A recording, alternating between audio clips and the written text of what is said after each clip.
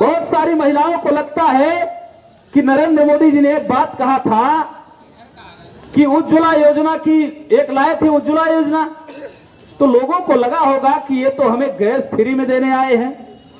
तो गैस में फ्री लेना देना कुछ नहीं था। तो साथियों, वो टीना टक्कर जो था, पूरे शहरों में अब आप जाते होंगे तो सारी कॉलोनियों में क्या हो गया, गैस पाइपलाइन से जाती है। अब देखे होंगे, तो जब पूरे देश में गैस पाइपलाइन से जाने लगी और उसका बिल आने लगा तो सिलेंडर क्या हो गए, फ्री हो गए, खाली हो गए। अब जब खाली हो गए तो कबाड़ के भाव अगर सिलेंडर जाते तो कितने के जाते, 100, 200, 500, 300 के जाते। तो उन्होंने कहा ये जाने की जरूरत नहीं है। उन्होंने एचपीसीएल से, साथियों इंडियन गैस से फिर मीटिंग लिया। मीटिंग लेने के बाद कहा उन्होंने, आप अगर प्रचार प्रसार करते हो तो हजारों करोड़ लगेगा, हम योजना बनाते हैं, आपका गैस सिलेंडर भी चला जाएगा और गैस की कीमत आराम से आप महंगी कर लेना। तो लोगों को लगा कि अरे ऐसा कैसे होगा, हमारा नेता तो बड़ा संत आदमी है, बड़ी दाढ़ी बढ़ा लिया है, इतनी दाढ़ी बढ़ाने के बाद भी क्यों झूठ बोलेगा। तो साथियों, उसके पीछे क्या योजना थी, रणनीति थी।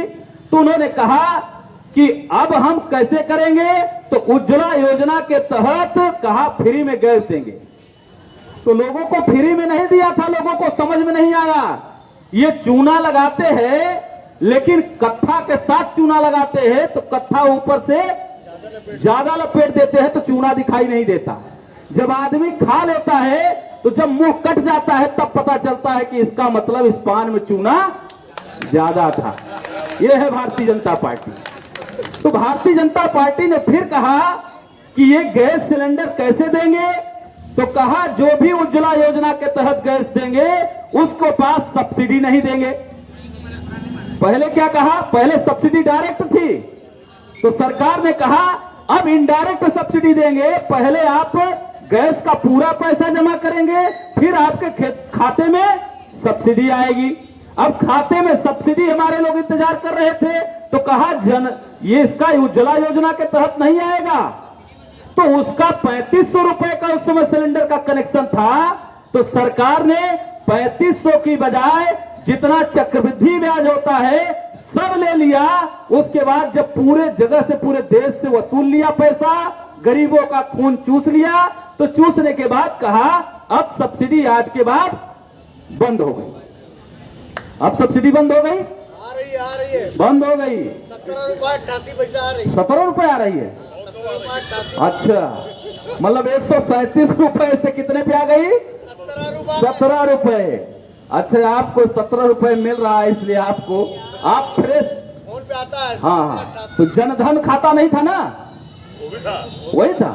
अच्छा, तो आया होगा, मान लीजिए 17 रुपया, 137 से कितना हो गया, 17 रुपया। और 375 से गैस कितने पहुंच गई, 850। 850, यानी 2 गुना से ज्यादा गैस सिलेंडर हो गया। अब गांव में जाइए तो जानते हैं महिलाएं क्या कहती हैं कि हमने सोचा था ये दहजार का नाती आया है आंख का धुआं हमारा खत्म करने के लिए, ये तो आंख ही निकाल लिया।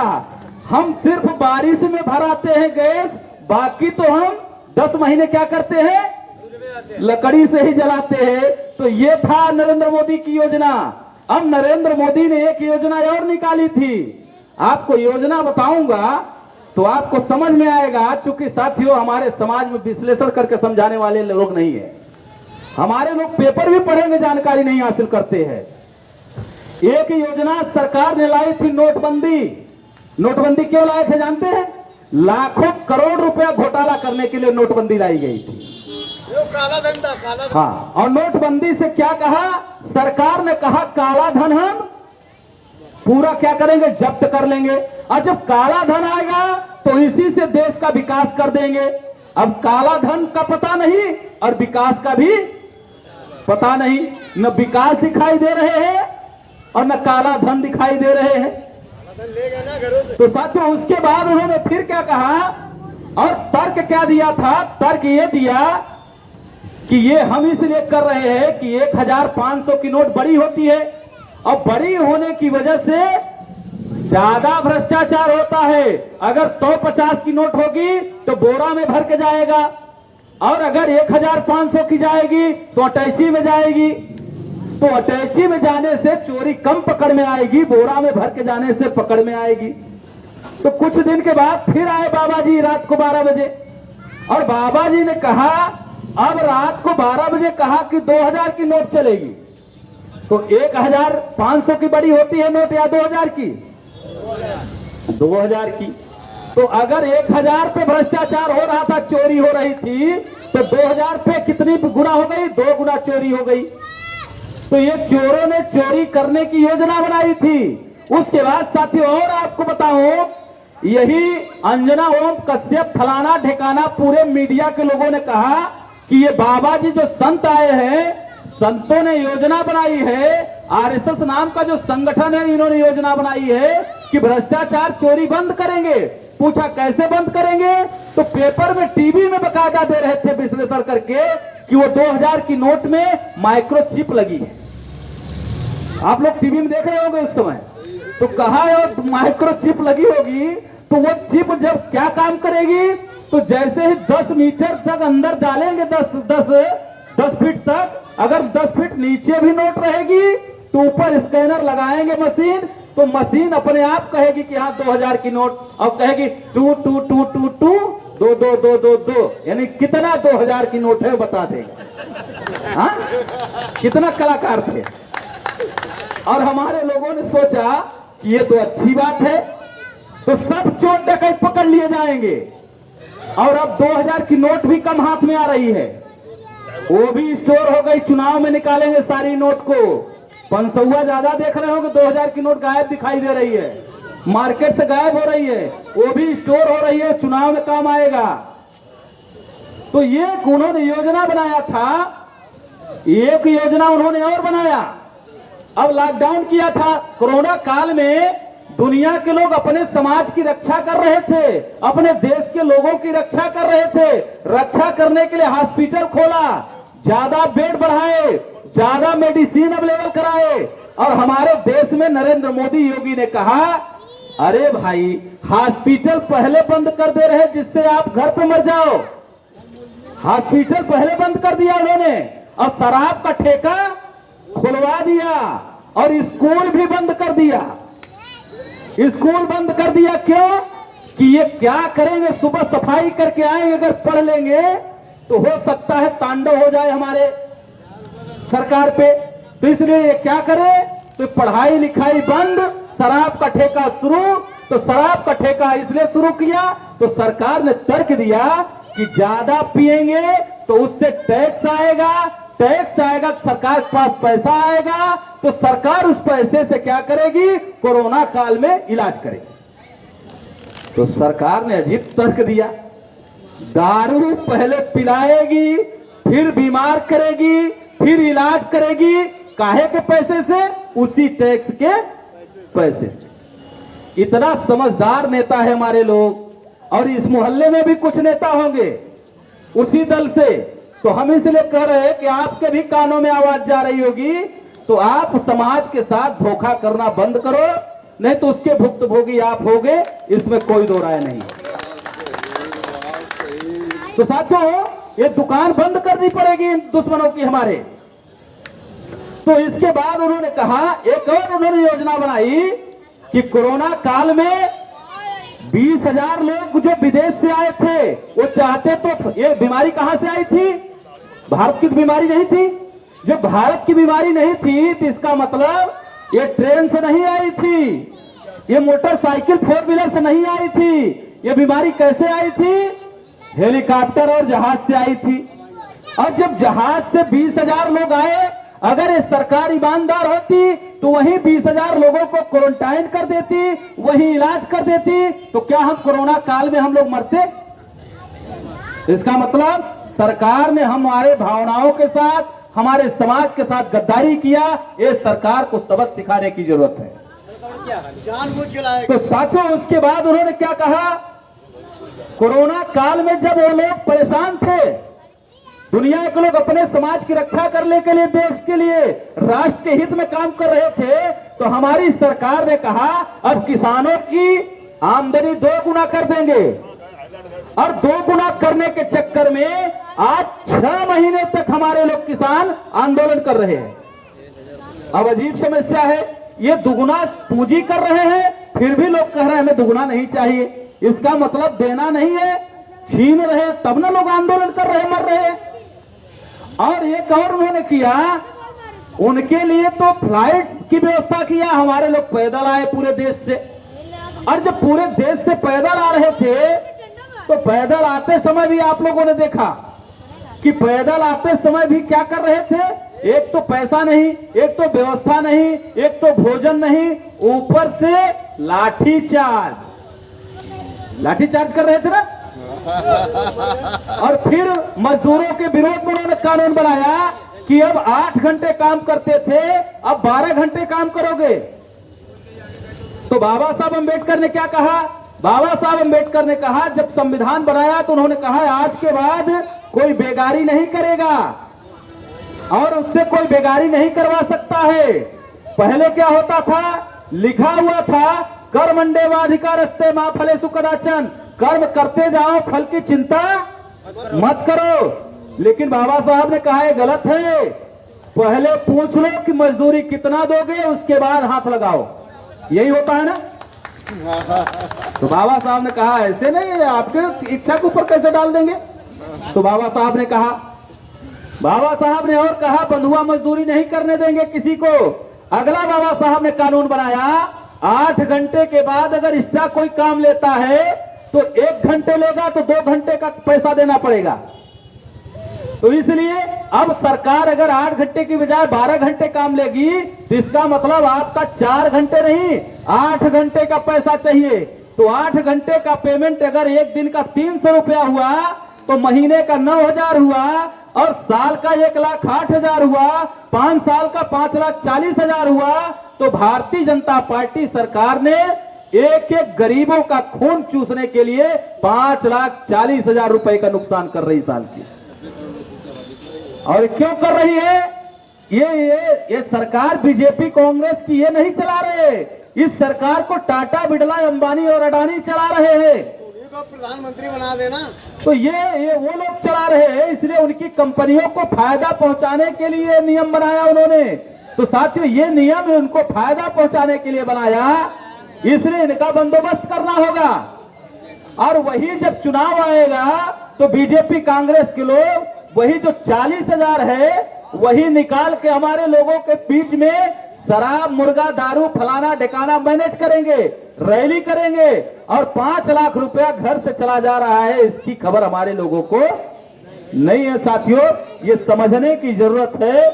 अगला अब हम लोग क्या करना चाहते हैं, हम लोग ये सारे मुद्दे इसलिए बता रहे हैं, अभी तक लोग आपसे वोट किसके आधार पर मांगते हैं, जाति के आधार पर मांगते हैं, क्षेत्र के आधार पर मांगते हैं, धर्म के आधार पर मांगते हैं।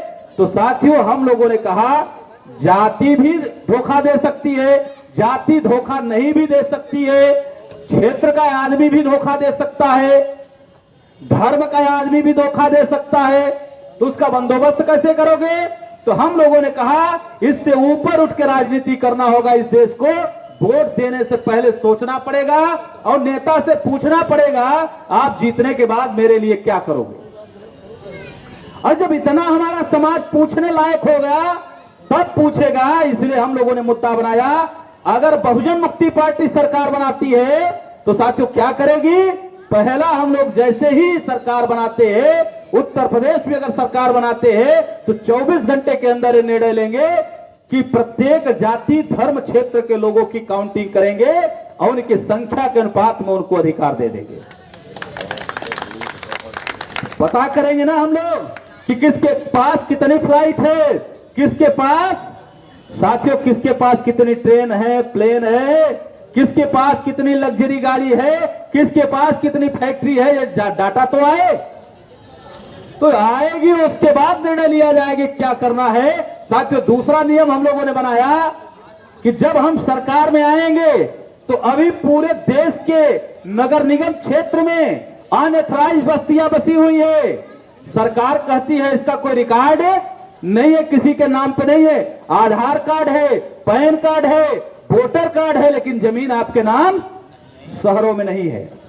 अंग्रेज जब थे तो हमारे आजा पुरखा को उन्होंने शहर में बसाया और क्रीम जगह बसाया, जहां आज लाखों रुपया वर्ग फीट जमीन बिकती है और बड़े बड़े धन्ना सेठ आज उस जमीन की तरफ निगाह उठा के देख रहे हैं कैसे जमीन को हड़पे। जैसे ही हम लोगों की सरकार आएगी, फ्री होल्ड करेंगे और जिसकी जो जमीन है उसी के नाम रजिस्ट्री करेंगे साथियों, और फ्री ऑफ कास्ट करेंगे। ये हम लोग करेंगे। और साथियों उसके बाद अगर कोई विस्थापित करना भी चाहता है तो अगर हम सरकार बना रहे हैं तो शहर के 10 किलोमीटर के इर्द गिर्द ही मल्टी स्टोरी बिल्डिंग बना के उसको फ्लैट देंगे, उसके बाद जमीन खाली की जाएगी।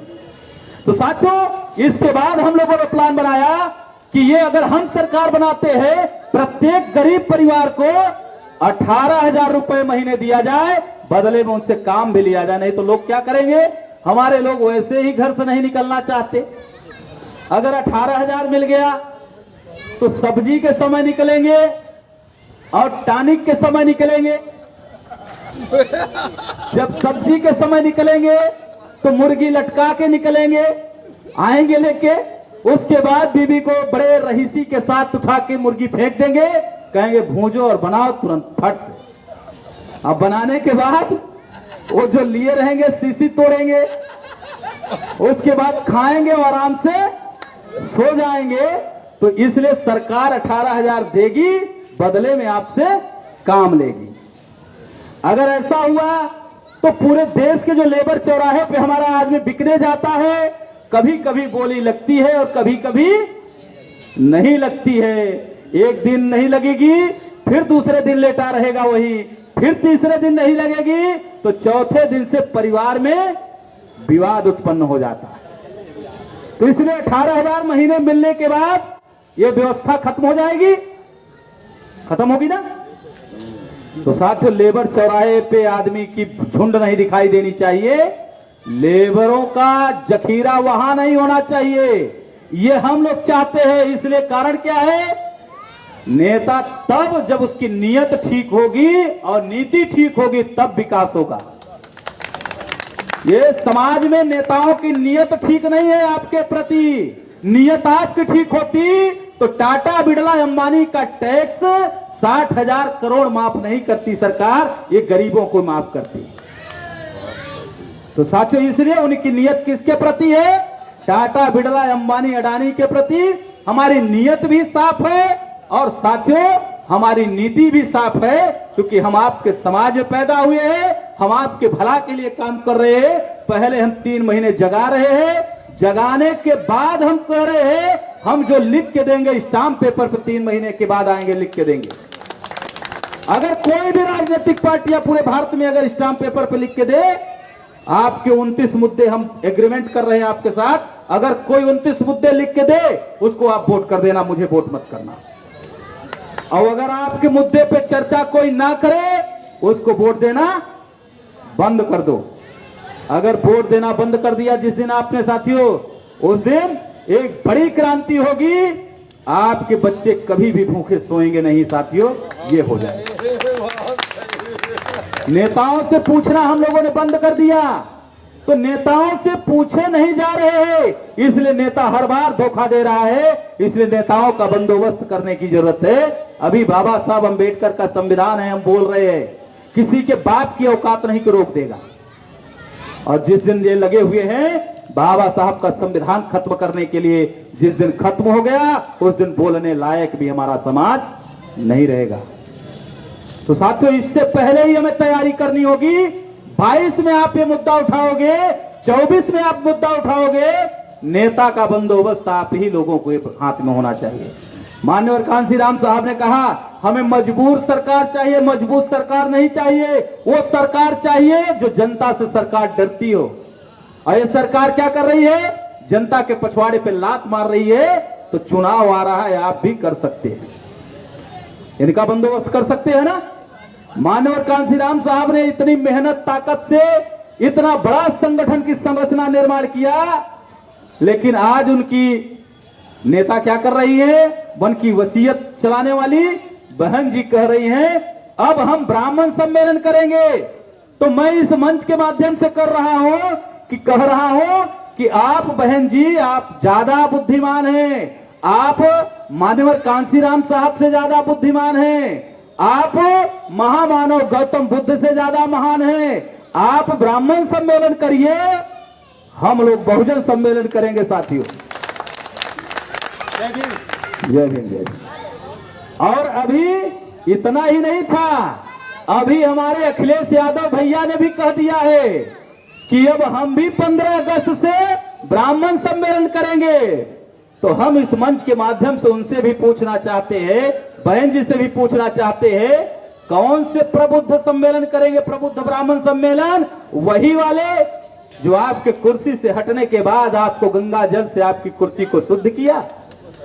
इस प्रबुद्ध ब्राह्मणों का सम्मेलन करेंगे, बहन जी के सम्मेलन जो करने की बात कर रही हैं वो करेंगे। तो साथियों, एक गीता गोपी नाम की विधायक थी केरला की, उसके कुर्सी से हटने के बाद वो कम्युनिस्ट पार्टी की थी। अभी कम्युनिस्ट के लोग नेता भी आपके बीच में आएंगे, तो कम्युनिस्टों से पूछना, गीता गोपी आपकी विधायक थी, जैसे ही वो आई तो पीडब्ल्यूडी के लोग अधिकारी काम नहीं कर रहे थे, वो धरने पे बैठी, वो शेड्यूल कास्ट की है।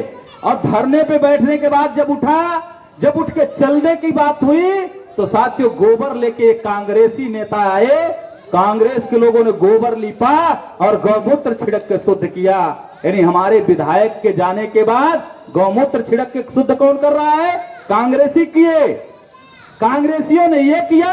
और कम्युनिस्ट पार्टी की विधायिका थी, वैसे कम्युनिस्ट का नारा है गरीबों के साथ रहते हैं ना, तो वो विधायक के साथ अपने नहीं है तो गरीबों के साथ कैसे रहेंगे?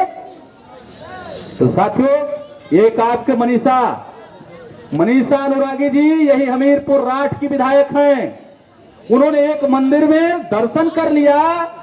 इन ब्राह्मण महासभा के लोगों ने, भारतीय जनता पार्टी के लोगों ने, बजरंग दल के लोगों ने, आरएसएस के लोगों ने मूर्ति को उठाया, हमारे प्रयागराज इलाहाबाद में जाके उसको नदी में डुबकी लगवाया और उसके बाद उस मंत्रोच्चारण से शुद्ध किया, उसके बाद ले जाके मंदिर में फिर से मूर्ति स्थापित की।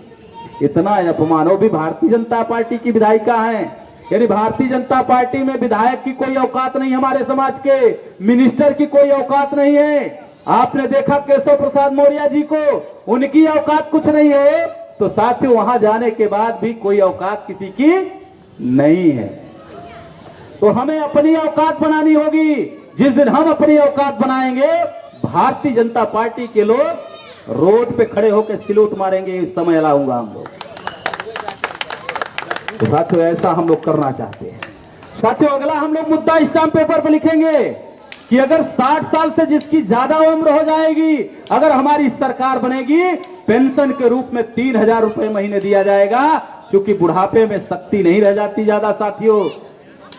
उसके पहले व्यक्ति समाज का, राष्ट्र का सेवा करता है, उसके बाद उससे पैसे से अपना जीविका चलाता है और टैक्स सरकार को देता है। तो सरकार की जिम्मेदारी है, जब वो कमजोर हो गया, शारीरिक क्षमता उसकी खत्म हो गई, जीने की शक्ति खत्म हो गई, तो उसकी सुरक्षा, रक्षा, खान पीन की व्यवस्था करने की जिम्मेवारी सरकार की है। इसलिए उसे 3000 रुपए महीने हम लोग आएंगे तो देंगे। और चाहे टाटा, बिड़ला, अंबानी, बाटा, चाहे जिसकी औलाद हो भारत में, या तो एक ही स्कूल में पढ़ेगा, या तो प्राइमरी स्कूल को उनके जैसे बच्चे पढ़ते हैं उसके तर्ज पे डेवलप किया जाएगा साथियों। नहीं तो राष्ट्रपति से लेके नीचे तक के बच्चे, सभी के बच्चे एक ही स्कूल में पढ़ने चाहिए। वन नेशन वन एजुकेशन होना चाहिए। इसलिए आप लोगों को ये सब बता रहे हैं साथियों। अभी हम लोग एक जनरली पेपर में दे रहे हैं, 3 महीने के बाद स्टाम्प पेपर पे देंगे। तो साथियों, स्टाम्प पेपर पे जब हम लिख के देंगे, 3 महीने तक अपने नेताओं से आप सवाल कर लेना। उसके बाद जब नहीं मानेंगे तो स्टाम्प पेपर पे जब हम लोग लिख के देंगे, तब आप हाथ उठा के बताइए। अगर कोई स्टाम्प पेपर पे आपको लिख के नहीं देता, अगर हम लिख के देते हैं, तो आप लोग वोट देंगे या नहीं देंगे? तो साथियों, इसलिए ये आपसे यही आशा उम्मीद है कि सभी का बंदोबस्त आप करोगे। इसी आशा विश्वास के साथ मैं अपनी बात को विराम करता हूं। जय मूल्यवासी, जय भीम, जय भारत।